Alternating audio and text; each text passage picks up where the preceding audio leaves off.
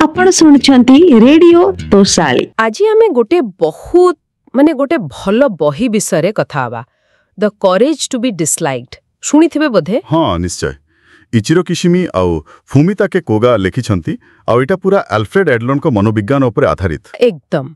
तो आज आमे ए बहिर जो मुख्य कथा सबु अछि माने सारांश ता ऊपर टिके गभीर भाबरे आलोचना करिबा। हाँ भला हबो, कारण ए बहिटा बहुत किछि शिखाए केमती आमे माने अन्य मानकर आशा बा आम अतीतर बोझर मुक्त होई परिबा। सेटा तो बड़ कथा। तेबे आरंभ करिबा कोठु? बोधे सेई टेलियोलॉजी रो? हाँ सेइटु ही आरंभ। एटा होची एकदम मूल दुआ।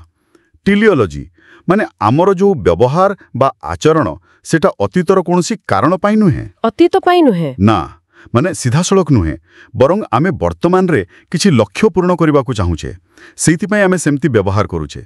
अतीतर घटना हमको कंट्रोल करूनी। एटा किमती कथा? माने जदि कहार पिलदिने बहुत खराब अनुभूति थिबो तार प्रभाव पड़िबोनी, एटा टिके मानी हुनी परा? नहीं देखंतु, प्रभाव नाही बोली कुहा जाउनी। कथा हैला एडलर कहउचंती आमे से अतीतर अनुभूति गुडी को केमिति व्याख्या करूछु, ताकू की अर्थ दउछु एवं वर्तमान रे को उद्देश्य पई व्यवहार करूछु, सेइटा मुख्य। अच्छा, गोटे उदाहरण दे बुझेबे? हाँ निश्चय। धरंतु जने लोक टिके सामाजिक भावे मिलामिशा करूनी, दूरे रहुछि। से कहि पारे जे अरे मोते पिला बेले बहुत लोक प्रत्याख्यान करिसंती, सेइथि पई मु एम्ति। एइटा हैला कारण खोजिबा माने इटियोलॉजी।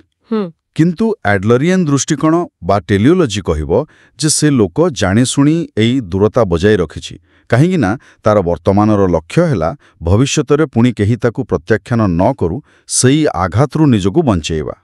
ओहो, माने प्रश्नटा पूरा वीडियोटी पाई डिस्क्रिप्शन देखंतु।